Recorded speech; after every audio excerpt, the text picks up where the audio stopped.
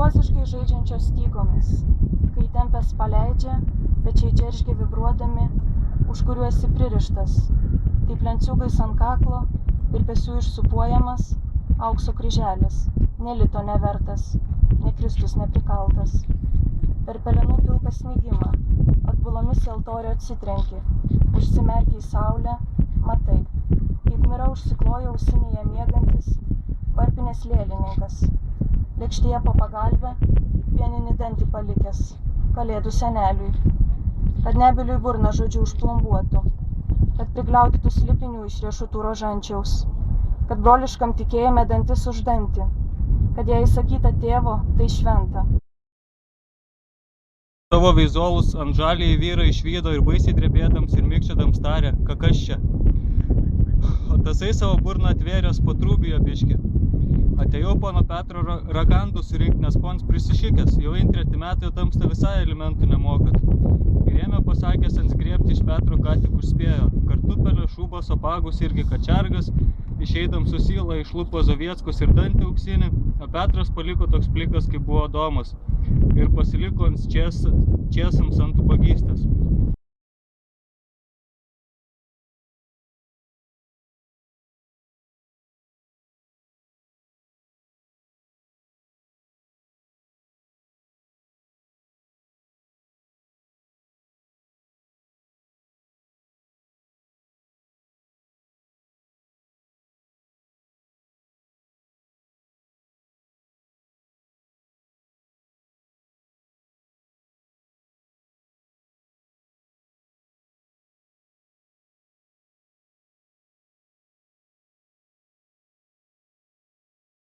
O, tai gerai, tai nelipsim.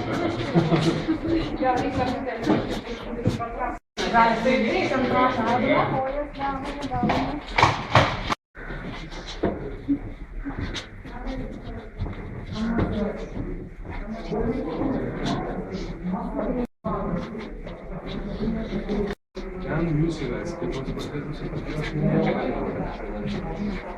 čia yra problema.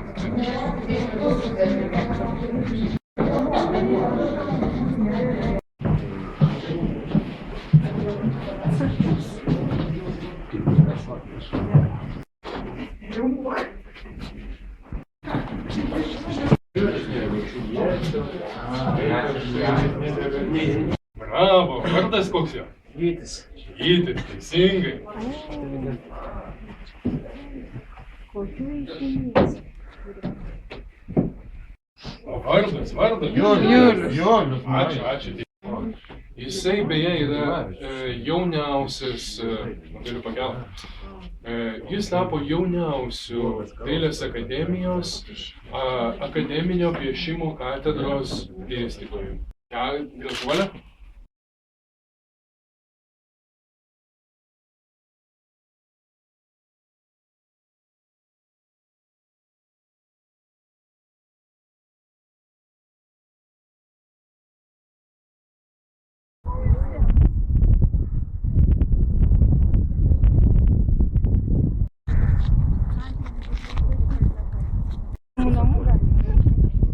Labadiena visiems, kurie mane girdi.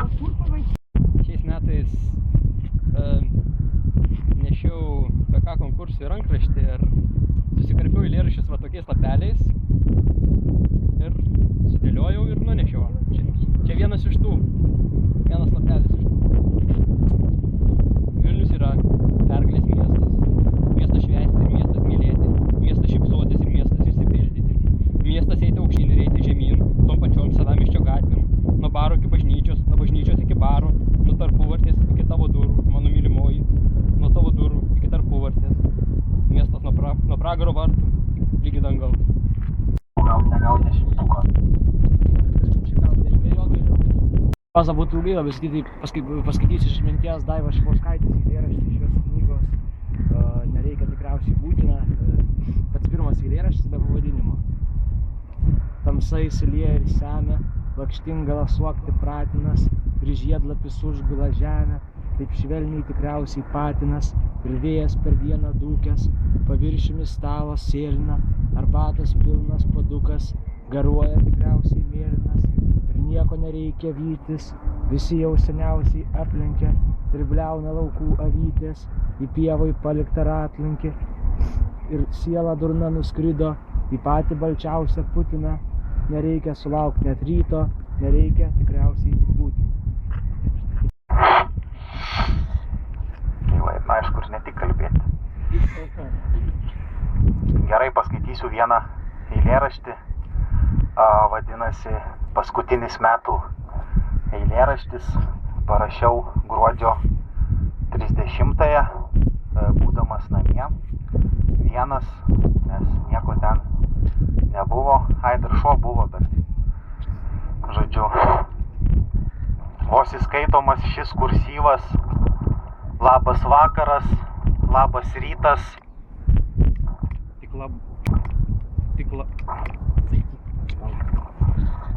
Vos įskaitomas šis kursyvas. Labas vakaras, labas rytas. Tik labai jau labai vėlyvas. Iš kristalų tamsos padarytas. Guli šuo tamsoje prie durų.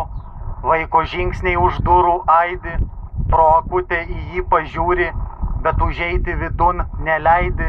Nes viduj tartum dantį gelia ir žaislų čia seniai nelikę, tik portretai tėvų išbalę, kokį 5-7 sykį, juodos lubos stalai dulkėti, ant užuolaidų liūdnos gėlės, kol per naktį blaškiais be vietos. Ar mane girdite? Be pavadinimo.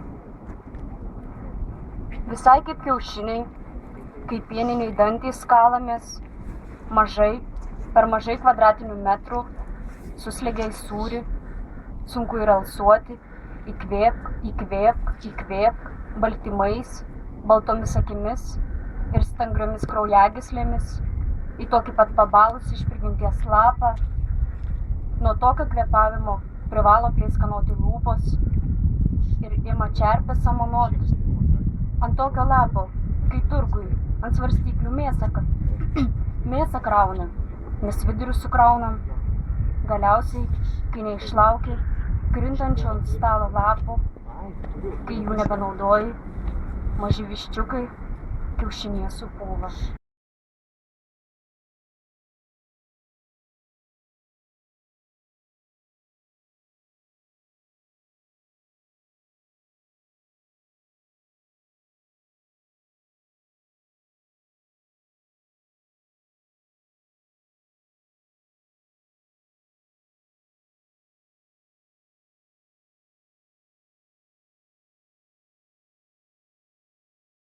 Štai taip prancūzai nusipelnė smarkiai Vilniaus istorijai. Taigi ir prancūzai nebuvo čia labai mylimi. Vynu, ko dar? Kodėl taip sąlyginai?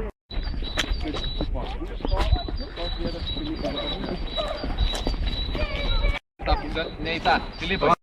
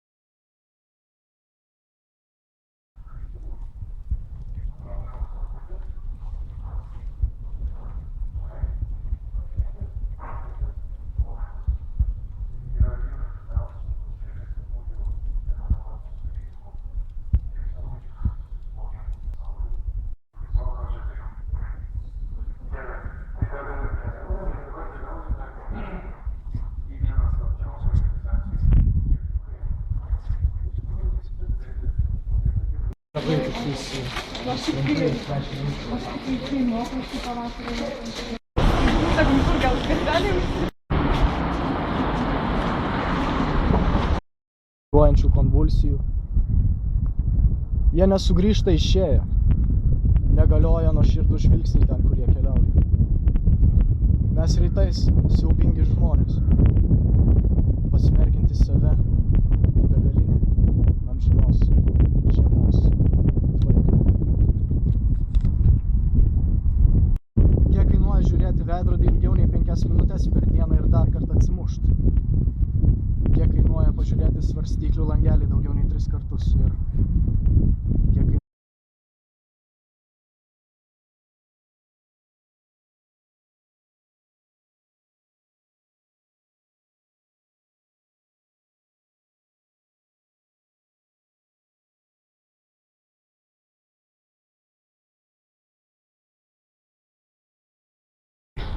epilogą kitą.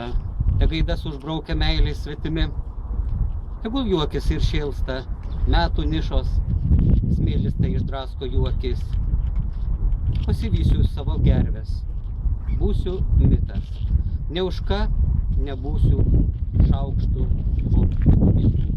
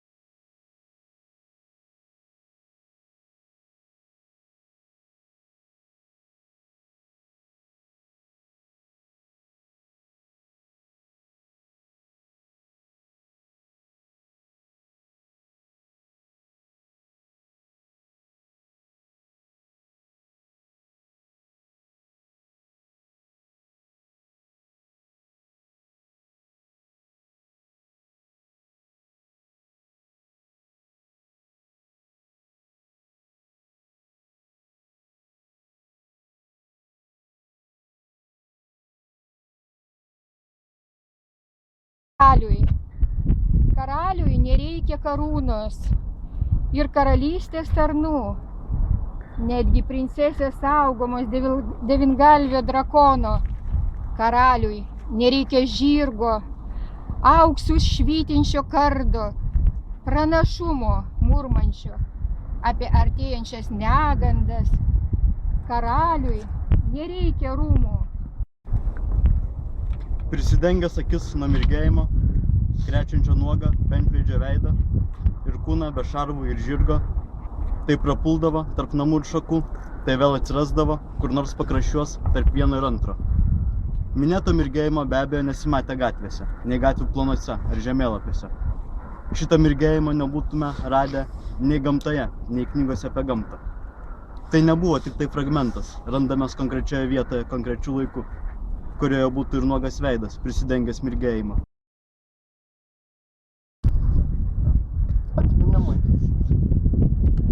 Atminimui dienų, kai tai, ką pavykdavo išgroti, nebūdavo Bachas, šis dangus iškilęs virš tavęs atstumas, žingsnis po žingsnio paliekantis tave už tavo kartos nugaros, reginti. Keletas spalvotų siluetų ant skardžio, susirinkę, kad susijungtų šviesa ir praradimų neliktų. Bandydamas numesti tas dienas skardžių žemyn, aiškiai matai, siluetai labai arti. vos už keletą žingsnių.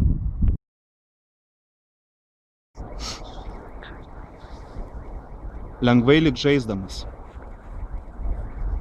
Vis lengviau, vis labiau lyg žaisdamas, atremiu antpolius prieš sunkiai išsikovotą savo abejingumą. Dangus varva ir nuvarva su visa puikybė, žvilgantis medžių lapai, žemė nusvyra, nematau, negirdžiu, plačiai sau šypsausi. Vyno tu atneši ir pačią save, tai mano paskutinės silpnybės. Sotinsiuos tol, kol daugiau nebetrokščiu kartoti ir dar sykį purvus nusiplausiu nuo įdiržusių rankų. Laikas cirpdamas tranko ausų būgnelius ir atnešk man, kad jau esi užsiėmusi amžiną sutemą ir tylą turėti tave Saldėsi mirtie, nors nepažįstu tavo skonio, artėsi mirtie, nors prasilenkiam nuolat, gražėsi mirtie, nors šaltas tavo pirmutinis žodis, žiema esi mirtie, ruduo, pavasaris, saulėlydžio raudonis, žemai tau lenkiamės mirtie, esi mums motina, viena esi mirtie, vienintelė, nepakartojama.